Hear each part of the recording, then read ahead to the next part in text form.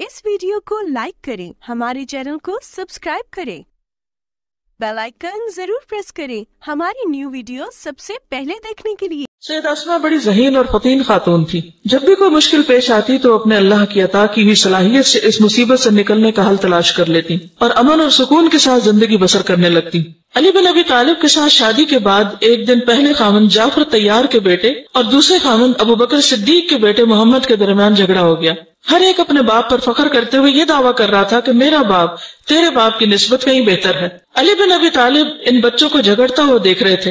एक तरफ भाई के बेटे थे और दूसरी तरफ अबू बकर के लखते जिगर। उनके लिए सभी बच्चे अजीज थे, यानी वो खुद इनके दरमियान फर्क नहीं करते थे। वो हैरान थे इन बच्चों को किस तरह समझाया जाए, इस झगड़े को किस तरह खत्म किया जाए। फिर ख्याल आया कि अपनी रफीका हयात अस्मा से मदद ली जाए, क्योंकि ये बच्चों की माँ है। उन्हें बुलाया। जब उन्होंने बच्चों को झगड़ते देखा और बाहमी झगड़े की वजह मालूम हुई तो सब बच्चों से मुखातिब होकर फरमाने लगी, सरजमीन अरब में जाफर से बेहतर जवान मैंने नहीं देखा और सरजमीन अरब में अबू बकर सिद्दीक से बेहतर बुजुर्ग मुझे कोई और दिखाई नहीं दिया। ये बात सुनते ही सब बच्चे खामोश हो गए और खुशी से एक दूसरे से बगलगीर हो गए। फिर आपस में मिलकर खेलने लगे। यूं मालूम होता था कि कभी आपस में लड़े ही नहीं। तो माओ को ये ढंग आना चाहिए कि बच्चों की लड़ाई एक अच्छी बात के साथ कैसे खत्म करें।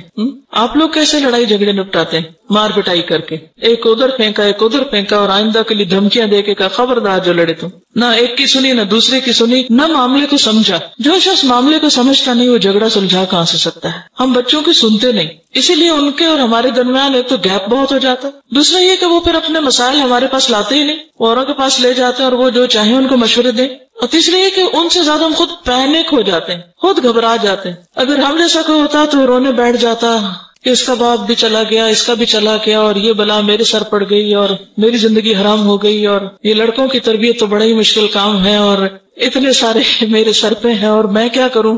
नहीं, टेक इट इजी। ला युकल्लिफुल्लाहु नफ्सन इल्ला वुसअहा।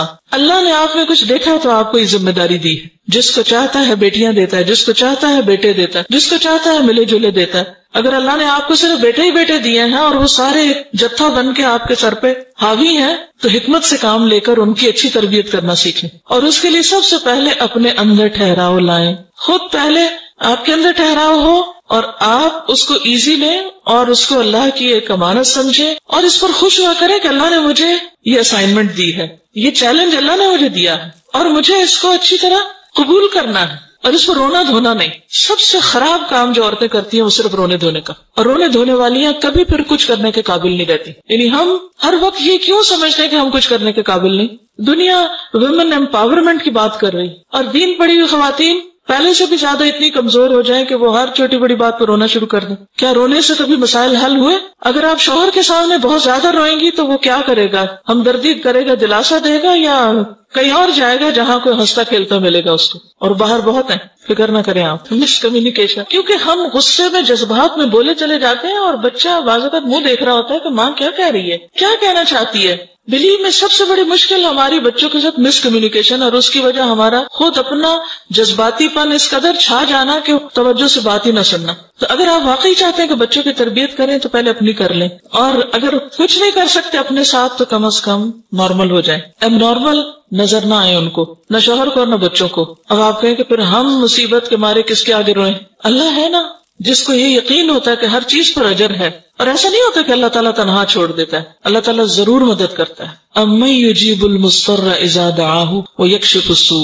लेकिन हम जिनके पीछे भागते हैं वो हमारे गमों का मदावा नहीं होते। और ये बात आजमा के देख लीजिए कि जब आप लोगों से तवक्कुआत छोड़ के अल्लाह से तवक्को रखेंगे तो लोग भी आपकी हमदर्दी करेंगे, फिर लोग भी आपके काम आएंगे, लोग भी आपकी मदद करेंगे। लेकिन अगर आप अल्लाह को छोड़कर और लोगों के ऊपर तवक्को रखे हुए हैं कि मेरा ये काम फलां कर देगा और ये फलां करेगा और यहाँ से मुझे ये खैर और ये हमदर्दी मिलेगी, खैर तो सारी की सारी अल्लाह के हाथ में, इज्जत तो सारी की सारी अल्लाह के हाथ में है। दिलों में मोहब्बत भी वही डालता है, दिलों में कदरदानी भी वही पैदा करता है। जब वो किसी से मोहब्बत करता है तो सब उससे मोहब्बत करने लगते हैं। लेकिन अल्लाह की नाफरमानी में और अपनी जिम्मेदारियों से गफलत में और सिर्फ अपने आप को मजलूम करार देने में किसी मसले का हल नहीं। तो इसलिए बहादुर बनिए। इन बहादुर खवातीन के हालात आप पढ़ रही हैं और इसमें सबसे अहम चीज जो आपने अपने अंदर लानी है, अपने किरदार के अंदर, वो क्या है? ऐसा ही कॉन्फिडेंस, ऐसी ही बहादुरी और ऐसी हिकमत, हिम्मत, हौसला کیونکہ ماں اگر گھر میں پریشان ہو جائے تو سارے گھر کا نظام خراب ہو جاتا ہے. اگر وہ بیمار پڑ کے بستر پہ لیٹ جائے سارا گھر الٹا پڑا ہوتا ہے. تو آپ نے ہمت سے کام لینا ہے, اٹھ کے بیٹھنا ہے اور اپنے آپ سے کہنا ہے مجھے کچھ نہیں. کیونکہ جب ہم صرف سیلف سینٹرڈ ہوتے ہیں نا, ہر چیز میں خود کو دیکھتے ہیں. اب مجھے کیا ہو رہا ہے, اچھا میں بہت خوش ہو رہی ہوں, اچھا اب کیا ہے, اب میں بہت غمگین ہو رہی ہوں, اب مجھے یہ ہے, اب مجھے یہ ہے. ہر وقت میں ہی میں ہوں, اس سے باہر آ جائے. کیونکہ یہ اپنے آپ کو پوجنا بھی ہوتا ہے. اللہ تعالیٰ کو یہ نہیں پسند کہ ہم سب سے زیادہ اپنے ہی بارے میں فکر کرتے رہیں. ہم سب کی کریں گے, اللہ ہماری کرے گا اور وہاں سے مدد کرے گا کہ جہاں سے آپ سوچ بھی نہیں سکتے. بہرحال انہوں نے اتنے بڑے جھگڑے کو, جس کو حضرت علی نہیں سلجھا سکے, ایک خاتون نے ایک چھوٹے سے جملے سے سلجھا دی. بات ختم. حضرت علی یہ صورتحال دیکھ کر انگوش بدندار رہ گئے, یعنی وہ بھی حیران ہو گئے کہ یہ ہوا کیا, اور اپنی بیوی کی ذہانت و فطانت کا اعتراف کیے بغیر نہ رہ سکے. پھر مسکراتے ہوئے فرمایا, آپ نے ہمارے لیے تو کوئی گنجائش ہی نہیں چھوڑی.